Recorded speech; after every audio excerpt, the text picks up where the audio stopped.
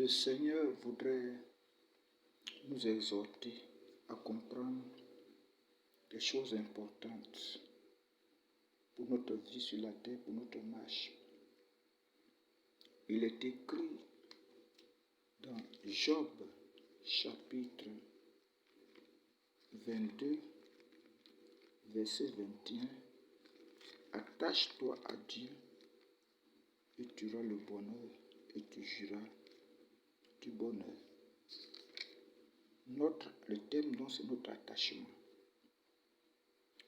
Dieu a créé de nombreuses choses sur la terre pour accompagner la vie, le jour, la nuit, les poissons, les animaux, le mariage, l'or, l'argent. Toutes ces choses, Dieu les a créées pour ne pas que la vie soit monotone, pour que l'homme ait juste de la vie sur la terre. Mais aussi, il a prévu pour nous le paradis qui est au-delà, un bonheur qui est au-delà de toute autre chose sur la terre. Il a prévu. Donc, le problème que nous avons sur la terre, nous les chrétiens, c'est celui de notre attachement. De nos jours, nous sommes à la fin des temps.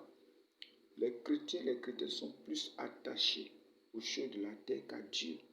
Les choses que Dieu a créées pour que nous en jouissions. Nous sommes attachés à la recherche de ces choses, alors qu'il est écrit dans Matthieu chapitre 6, verset 33.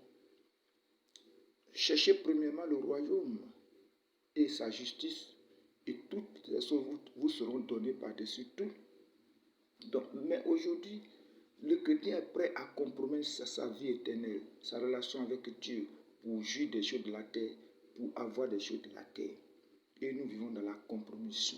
Cette compromission fait que notre vie est exposée au monde des ténèbres. Cette compromission fait que nous n'allons pas rentrer un jour au ciel. C'est pourquoi nous devons comprendre que Dieu dit, attache-toi à moi. Nous devons comprendre qu'il faut qu'on s'attache au Seigneur, qu'on s'attache à sa parole, qu'on s'attache à ses promesses. Le retour du Seigneur Jésus-Christ est imminent.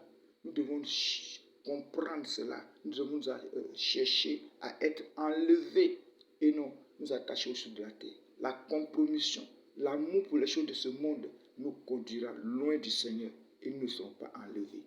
Et nous ne jouirons pas du bonheur parce que ce que le monde nous promet est différent de ce que Dieu nous promet. Que le Seigneur nous aide à comprendre sa pensée.